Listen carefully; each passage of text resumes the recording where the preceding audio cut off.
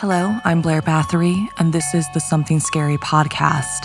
Thank you so much for being here, whether this is your first time or you're one of the brave souls who join us every week. Winter is a frigid, dark time, a good excuse to stay bundled up inside and out of bad weather's way. But there are those cruel and twisted enough who won't be stopped by a little cold or snow. In fact, they thrive in it. When most of nature is dead or hibernating, that's when the truly terrible things are alive and well, and out to get you. First, a haunting sacrifice, followed by screams for help. Finally, in our last story, a snowman made of flesh. Before we get to our stories, I wanted to thank all who have joined our Patreon over the past couple of months. We are so excited to see you all there. Also, check us out on Spotify, and please take a minute to rate and review the podcast. You can pause here and do it right now, or you can do it after you've listened.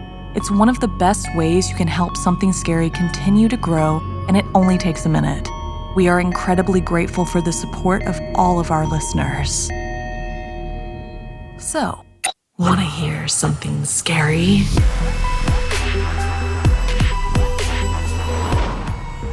Bone Cold Killer. You may survive a tragedy, but can you live with yourself after all you've done? Like in this story inspired by Paloma.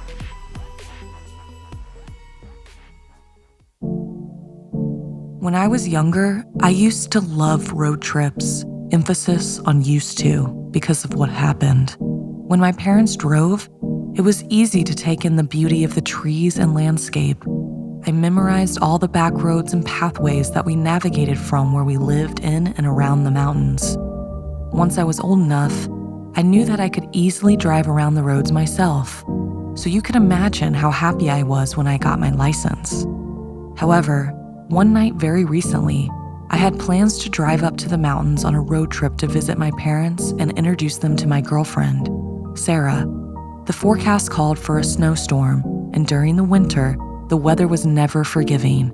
But if you waited for good weather, you wouldn't go anywhere till spring. So we made plans to go, and we were sticking to it. From the moment we got in the car, the trip was a disaster. The old car had a difficult time warming up, and I noticed I had a flat tire. After we got that taken care of and were finally on the road, an odd feeling of nausea overcame me. It was almost as if something wanted to stop me from driving. Someone was urging me to stay home. But how could I? They were my parents, and Sarah was excited to finally meet them. But the situation began to weigh on her. I could see it in her face. I could tell Sarah's superstitious thoughts were starting to creep in. It was obvious that she was nervous. I couldn't tell if it was about driving or meeting my parents. As the unrelenting snow piled up, she said, "I think we should just turn back and go home. We can maybe just FaceTime your parents." I told her it wasn't that serious, and I was used to driving in bad weather. Plus, we were already halfway there. She gave me that worried face and her wrinkled up forehead. What I wouldn't give to see that cute little wrinkled up forehead now. We continued the drive, admiring the view of the snow-capped mountains that were getting larger the closer we got. But after a while, it looked like we passed the same peaks 2 or 3 times. I realized that we had been driving for much longer than it should have taken. Were we lost? Did I take the right road? Surely I did. I knew this path by heart, right? I checked my watch. The clock read 5:50 p.m. We left hours ago. We should have been there by now. My grip on the wheel tightened. I tried to use my senses to search for similar spots from my memory. Nothing. It was almost like a looped forest road, a straight path going forever. I was trying desperately now to clue in Sarah that I was, in fact, slightly terrified. While I was trying to take in my surroundings, barely able to see as the light quickly faded, something hit the car. I slammed on my brakes. I turned my head to Sarah, who was just as scared as I was. It was so hard to see, I couldn't tell if a branch had blown down and hit the car or if I hit something. Her head turned to me, her eyebrows curved into a worried expression. What is it?" I asked. She said nothing but pointed to the window. She quickly whispered, "Behind you." I whipped my head around to find nothing. There was nothing. I stared for a few seconds until something slammed on my window. I jumped back. Half of the face was peeking up at me, except the eyes were sunk into the head to the point where it was almost pitch black dark there. It lifted a huge paw of a hand with a long finger and sharp nails. It started scraping on my window. Sarah shook me. "Drive, damn it!" I put my foot on the gas, hoping I could accelerate enough to lose whatever was out there. But it was still there, scraping harder and harder, slamming and pounding on the window so hard that the glass was on the verge of breaking. As I sped through the winding forest road, Sarah was screaming beside me, her eyes wide with terror. I could feel my heart pounding in my chest. The snowfall intensified, making visibility nearly impossible. My mind raced, desperately trying to find a way out of this nightmarish situation. Like we were trapped in some otherworldly loop, the same scenery repeating itself over and over. Now this. We shouldn't be there. I glanced at Sarah, her face now a mask of pure horror. "What is happening? What is that thing?" she cried out. "I don't know," I shouted back, my hands gripping the steering wheel with white-knuckled intensity. But I knew. I heard stories of it growing up, but I believed they were just urban legends, tales of a monster, half man, half beast, taking the shape of a demented sort of gorilla, but made of ice. It thrived in the snow, like it was an abominable snowman. The scraping on the window grew louder, more frenzied. It was as if the creature was determined to break through and reach us. In a desperate attempt to shake off the beast, I took a sudden turn onto a narrower path. The forest seemed to close in around us, the trees becoming a claustrophobic maze. But the scraping persisted, the haunting sound echoing through the darkness. As we navigated through the twisted labyrinth of trees, I could sense Sarah's fear escalating. "We need to do something," she pleaded. As if on cue, the car's engine sputtered and died. I desperately tried to restart it, but all I got was the click of a failing battery. The headlights flickered and then died out, plunging us into complete darkness. There was a moment of silence. All I could hear was us, breathing heavily. Without warning, the creature outside let out a guttural growl, a sound that seemed to vibrate through the car. I made a split-second decision. I shoved the car door open, pulling Sarah out with me. We stumbled into the snow-covered forest, and it was close behind. I felt Sarah's hand slowly slip from my grip until it was gone. But I didn't stop running. Realization struck me. I was able to break free because a sacrifice was made to the beast. I finally stopped and turned around. They were both gone. My eyes filled with dread as the truth sank in. She didn't even want to be out there in the first place. And I had fulfilled her wish. Have you ever made a sacrifice? Is it something you regret? If you could go back and change your decision, would you?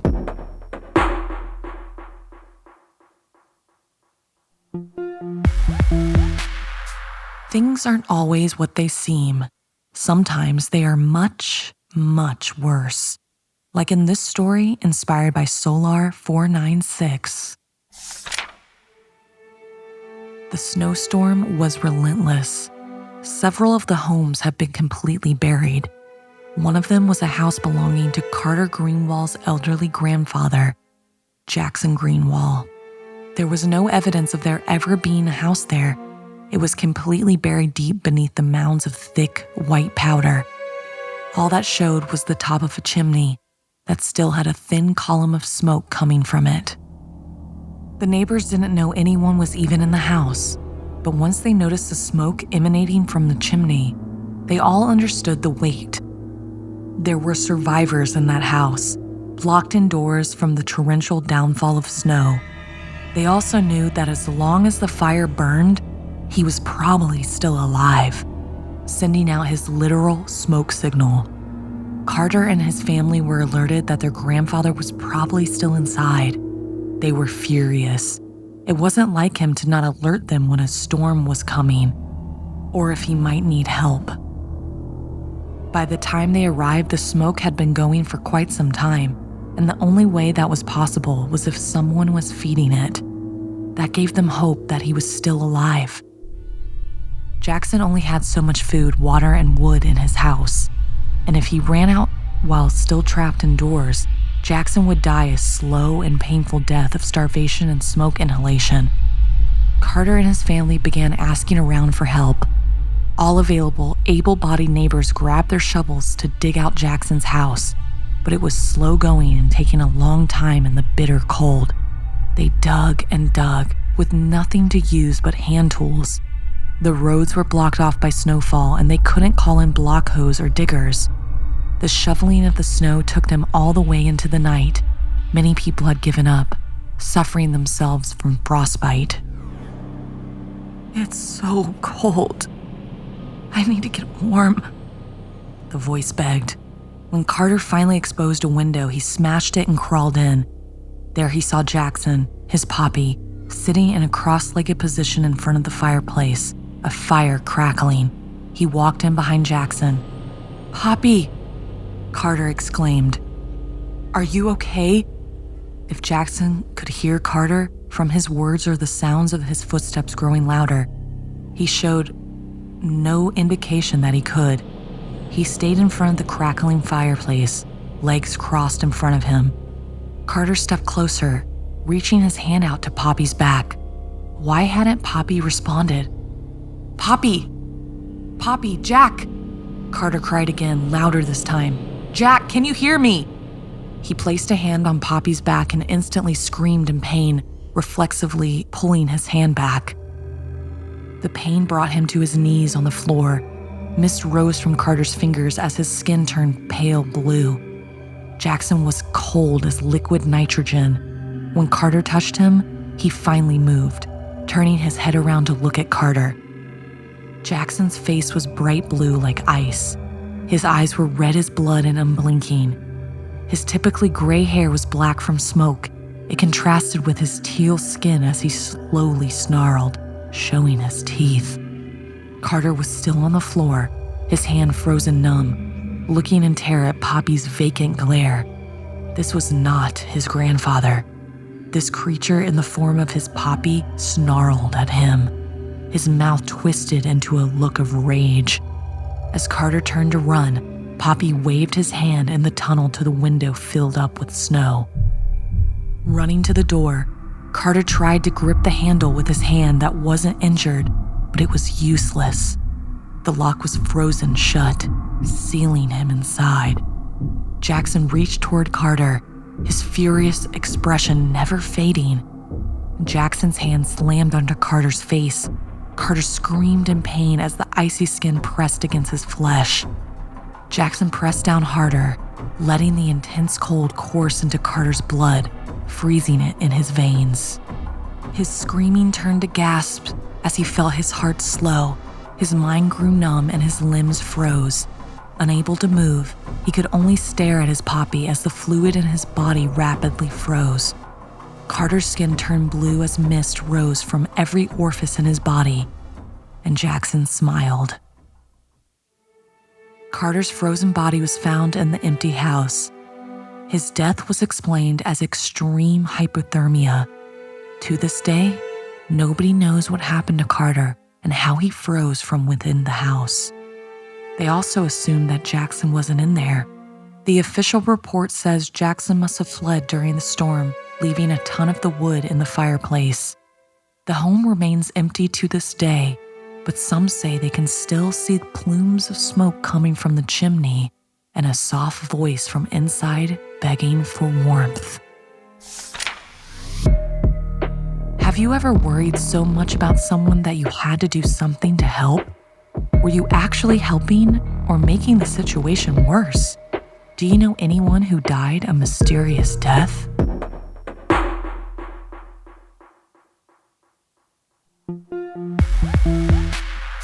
Sometimes the thing you should fear most is lurking right next door, like in this story inspired by Maggie. In the frigid air of a small college in New Brunswick, Canada, tragedy struck the hearts of those who called it home. As winter break approached, students eagerly prepared to head home for visits and go on vacations, blissfully unaware of the horror that awaited them. On a particularly cold day, one of the maintenance women went about her routine of shoveling snow on the basketball courts. At the time, the campus was a pristine white landscape, covered in snow and still untouched by devastating events. It was then that she stumbled upon a snowman, looking somewhat abandoned out in the cold. At first glance, it appeared like your average snowman, but upon closer inspection, her heart froze with terror. The snowman's limbs were not the usual twig and branch creations. They were unmistakably human arms and legs now covered in a light powder. She immediately dialed 911. The investigation that followed revealed the limbs belonged to 4 girls: Victoria, Leah, Allie, and Diane. They were all roommates in the athletic dorm. The atmosphere on campus grew intense, as authorities guessed that the perpetrator lurked on campus, hiding among the students and staff. With 1 week remaining until the winter break, the detectives were working overtime to try and solve the case before students left, and with them, evidence. In a desperate bid to gather information, investigators established a page on the school website where people could anonymously report any clues, promising a monetary reward for valuable leads. Among the submissions, Layla, a seemingly outcast girl, posted a chilling account. She described a vivid nightmare on the night the girls disappeared, recounting the surreal sight of Victoria crawling down the hallway using only one arm, while clutching one of her severed legs with the other. According to Layla, Victoria had called for help before inexplicably freezing and silently retreating.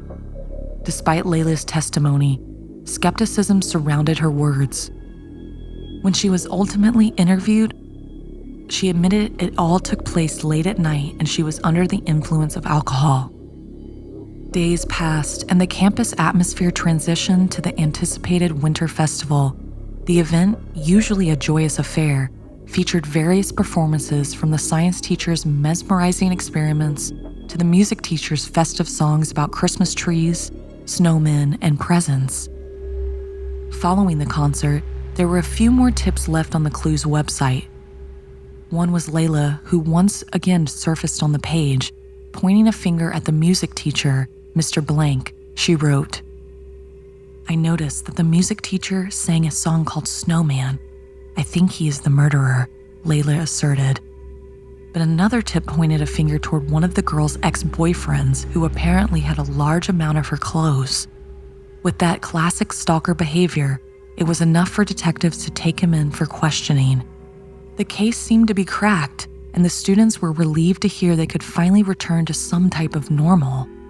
However, the following day, a grim sight awaited some of the students as they passed the basketball court. In the pristine snow, a replica of the first horrifying snowman emerged. But this time, the head was not a snow creation. It was the real head of Layla, staring lifelessly at her fellow classmates. The nightmare has not ended. It had merely taken a darker turn, leaving the college and its students haunted. As the news of Layla's gruesome fate spread, fear gripped the remaining students. The once festive atmosphere of the campus now bore a heavy burden of dread. Whispers echoed through the hallways, and students avoided the basketball courts, fearing the emergence of another grotesque snowman. The authorities intensified their efforts to unearth the truth and true identity of this cold-blooded killer.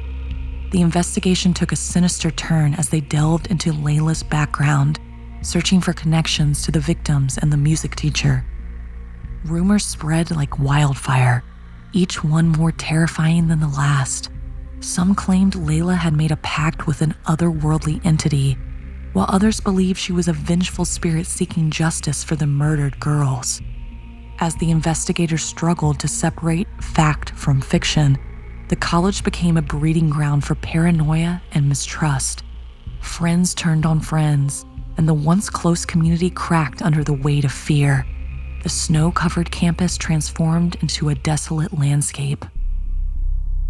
One fateful night, a group of brave students gathered in secret, determined to uncover the truth and put an end to the curse that had befallen their college.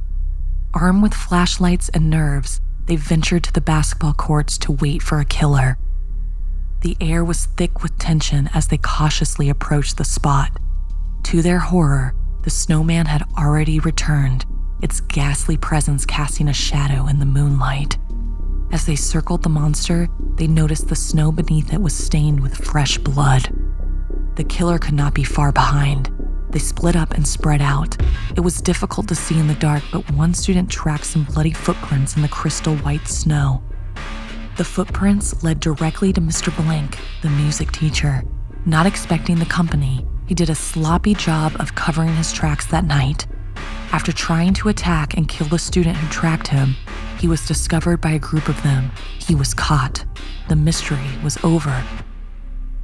It came out that he held a grudge against the head coach and all the athletes for getting the funding the music program couldn't.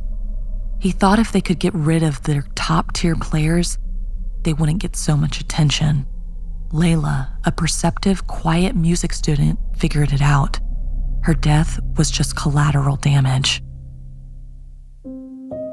Despite the killer being in jail, the wintertime always cast a dark cloud over the campus in New Brunswick.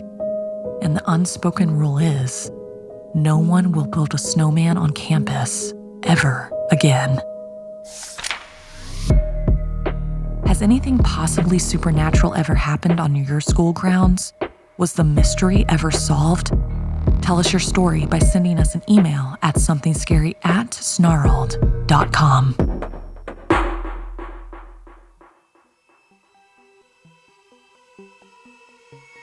This week's podcast stories were edited by Sarah Lukasiewicz, narration by Blair Bathory, audio edited and mixed by Fitz Harris, additional audio editing by Calvin Linderman, produced by Anna Villalobos, executive produced by Gail Gilman, music by Sapphire Sindalo and Calvin Linderman.